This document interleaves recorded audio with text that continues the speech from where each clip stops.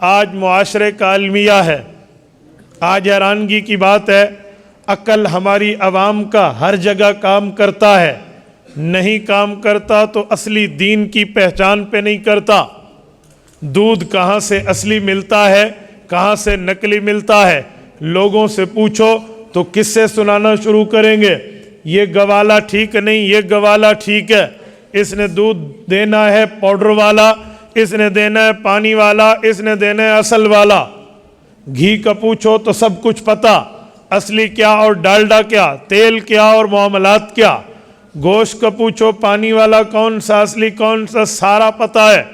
لیکن جب دین کی بارے میں بات آتی ہے لوگ بڑے سادہ بن جاتے ہیں۔ جی ہم نے تو نیٹ پہ سرچ کیا، ہمیں یوں ملا، ہم نے تو کوئی کتاب پڑھی، ہمیں یوں سمجھ آیا، ہم نے فلاں کا کلپ سنا، ہمیں تو یوں لگا، ایک بندے نے یوں کہا، ہم نے یوں سمجھ کے عمل کر لیا۔ پر افسوس کی بات ہے دین پر سرچ نہیں ہے، افسوس کا مقام ہے، مذہب پر تحقیق نہیں ہے۔ صد افسوس کی حیرت کی انتہا رہ جاتی ہے، ایمان پر کوئی تحقیق نہیں ہے۔ جاتے ہوئے کسی بندوں کو گولیوں کا پتہ ملے، جس پر گولیاں ہوں وہ اوپر لکھا ہوا ہو یہ آپ کے گردے، معدے، آنکھ، دل، کان، دماغ کی ہیں۔ اگر کوئی دل، آنکھ، کان، معدے، گردے، دماغ کا مریض ہے وہ اسے نہیں کھاتا، ڈاکٹر سے ویریفائیڈ کراتا ہے، ویریفائی ہو جائے تو کھاتا ہے ورنہ نہیں کھاتا۔ کوئی پوچھے تو پڑھا لکھا، تجھے انگلش آتی ہے، تو نے ورڈنگ پڑھ لی، اسپیلنگ پڑھ لیے، لفظ کا مطلب سمجھ لیا، the tablet for the kidney، یہ گولیاں گردے کے لیے ہیں، تو کیوں نہیں کھاتا؟ وہ کہے گا لکھا ہوا بھی صحیح ہے، بات بھی ٹھیک ہے، پڑھا لکھا بھی ہوں، انگلش کی ایبریویشن سمجھ کے اسپیلنگ جان لیتا ہوں، لیکن بیٹا بات کچھ اور ہے۔ گولی تو ہے، ہو سکتا ہے ایکسپائر ہو سکتا ہے آؤٹ آف ڈیٹ ہو سکتا ہے اس کے سائیڈ ایفیکٹس ہوں، بیٹا مجھے نہیں پتا، جان کا مسئلہ ہے، جان بچانا فرض ہے۔ میں ڈاکٹر سے پوچھوں گا، سرجن سے پوچھوں گا، میڈیکل اسپیشلسٹ سے پوچھوں گا۔ میں نے کہا میرے بھائی بہت اچھا آپ کا دماغ کام کر رہا، لیکن یہی دماغ ذرا دین کے مسئلے پہ چلا لیتے۔ آپ کو راہ جاتے کسی نے کلپ سینڈ کیا، آپ نے واٹس ایپ پہ سنا، آپ نے تحقیق نہیں کی، یہ واٹس ایپ پہ بھیجا ہوا کلپ اہل حق کا ہے یا اہل باطل کا ہے؟ آپ کو کسی نے پوسٹ سینڈ کی، آپ نے نہیں چیک کیا یہ پوسٹ سچی ہے یا جھوٹی ہے۔ آپ کو کسی نے پمفلٹ دے کے 2 ورق کی رسالہ دیا، آپ نے چیک نہیں فرمایا، زحمت نہیں فرمائی، تکلیف نہیں فرمائی کہ میں اسے دیکھ لوں۔ میں حیران ہوں تو جان کے اوپر ایمان کو ترجیح نہیں دیتا۔ اے خدا کے بندے، جان چلی جائے گی تو کیا ہوگا؟ ایمان چلا جائے گا تو دنیا بھی گئی، آخرت بھی گئی۔ کچھ تو سمجھ رکھتا۔ حیرانگی کی بات ہے، اصلی دودھ کا پتہ، اصلی نمک کا پتہ، اصلی مرد کا پتہ، اصلی کھانے کا پتہ، نقلی کھانے کا پتہ نہیں ہے تو اصلی دین کا نہیں پتہ نہیں ہے تو اصلی علماء کا نہیں پتہ نہیں ہے تو اصلی عقیدے کا نہیں پتہ نہیں ہے تو اصلی مسئلے کا نہیں پتہ نہیں ہے تو اصلی مذہب کا نہیں پتہ نہیں ہے تو اصلی مسلک کا نہیں پتہ نہیں ہے تو اصلی فکر کا نہیں پتہ نہیں ہے تو اصلی عقیدے نظریے کا موقف کا نہیں پتا۔ میں کیسے سمجھوں تو جان پر ایمان کو ترجیح دیتا ہے؟ میں کیسے سمجھوں؟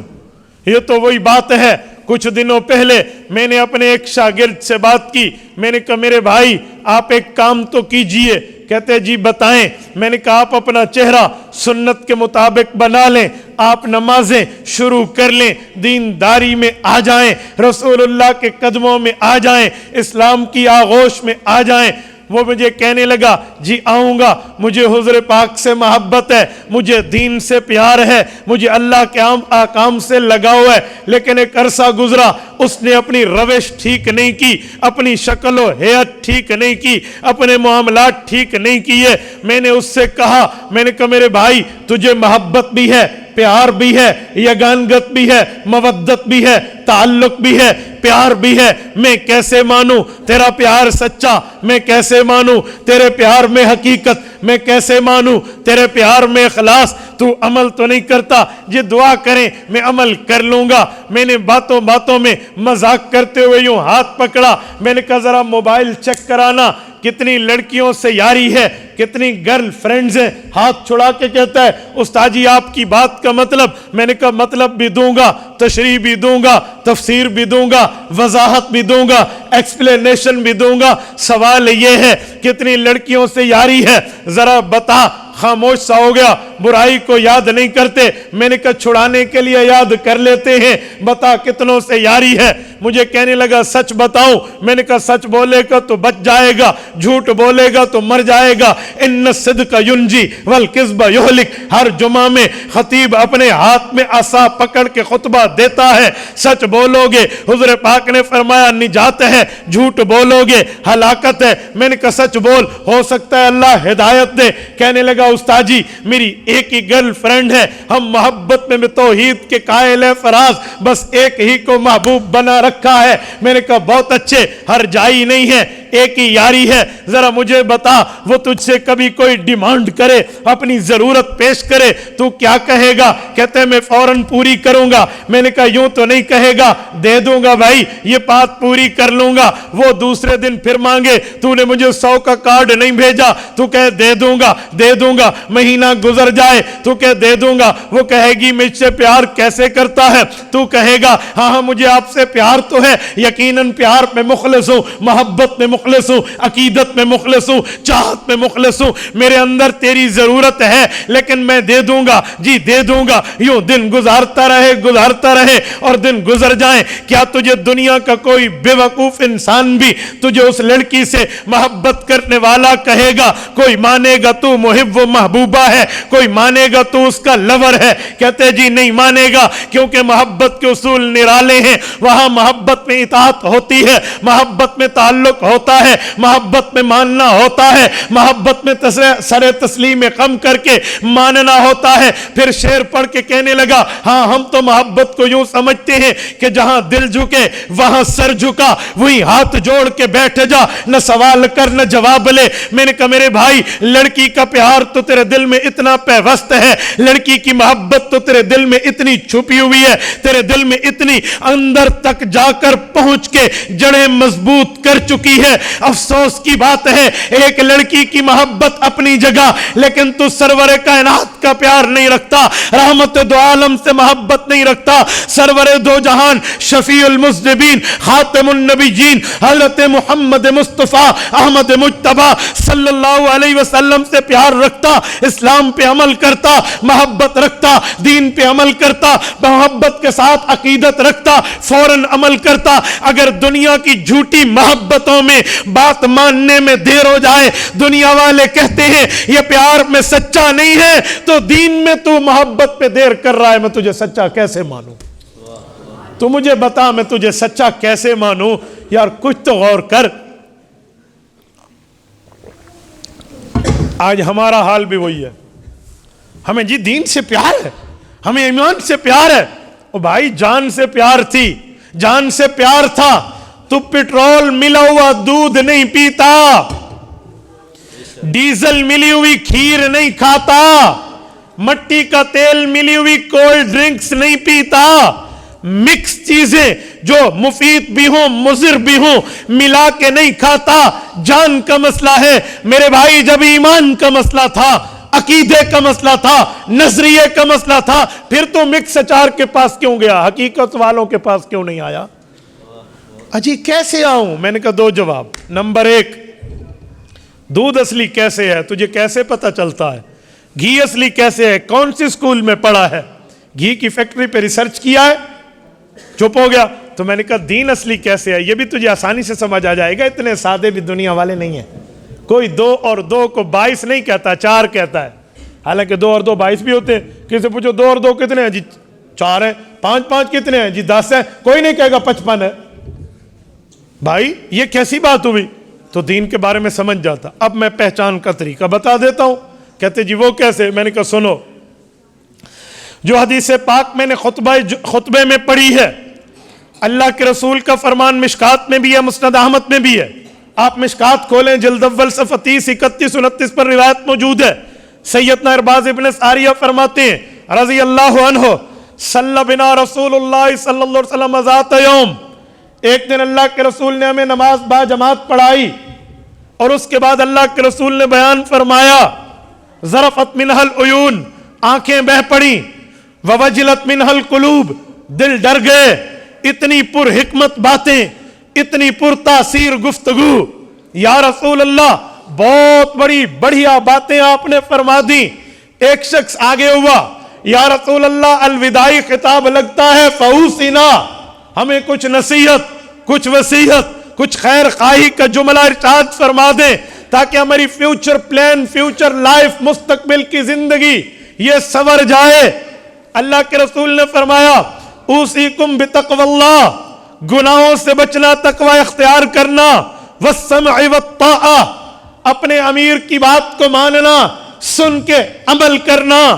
وَإِنْ عَبْدًا حَبْشِيًّا، حبشی غلامی کیوں نہ ہو، اس کے کلر پہ نہ جانا، رنگ پہ نہ جانا، شکل پہ نہ جانا کہ اس کی شکل گوری ہے یا کالی ہے، چٹی ہے یا تاریک میں ہے، یوں نہیں کرنا. اس کے حکم کو دیکھنا ہے. اگر وہ امیر حق ہے، اس کے اوپر تن من دھن لٹا دینا ہے، اس کی بات پہ عامل ہو جانا ہے. یا رسول اللہ ٹھیک ہو گیا. فرمایا سنو، فَإِنَّهُ مَن يَعِشْ مِنكُم بَعْدِي، میرے بعد زندہ رہو گے تو حالات سن لو. یا رسول اللہ کیا ہوگا؟ فرمایا فَسَيَرَى اخْتِلَافًا كَثِيرًا، فرقہ واریت کا ایک دور آ جائے گا. ہر بندہ 1.5 انچ کی مسجد بنا کے خود کو اہل حق گردانے گا، خود کو اہل حق کہے گا، خود کو اہل حق لکھے گا، خود کو اہل حق بولے گا، خود کو اہل حق کے طور پہ اظہار کر کے تعارف کرائے گا.